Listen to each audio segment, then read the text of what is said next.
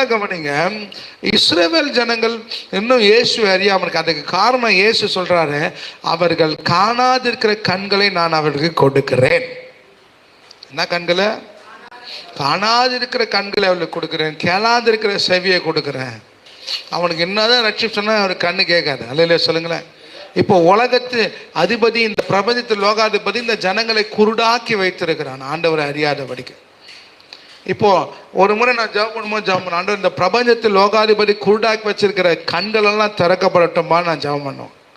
அதே போல ஒரு முறை இஸ்ரவேலுக்காக நான் ஜெபிக்கும் போது நான், ஆண்டவரே இந்த பிரபஞ்சத்து லோகாதிபதி குருடாக்கி வச்ச இஸ்ரவேலின் கண்களை அப்படின்னோடனே ஆண்டோடைய சத்தம், நீ இப்படி ஜெபிக்காத. பெரிய ஆச்சரியம். ஏன் ஆண்டவர் இப்படி சொல்றாரு? உள்ளுணர்வில் தேடுறேன், ஆவியானவர் தான் என்னை ஏவுகிறார். ஏன் இப்படி சொல்றான்னு நான் அந்த யோசனைக்கு ஒரு வசனம் எனக்கு தெரிஞ்சது. அவங்கள தெரியாதபடிக்கு அவர்களை பிரபஞ்சத்தில் லோகாதிபதி கூட்டாக கர்த்தர் தான் அவங்க கண்ணை கட்டி வச்சிருக்கு.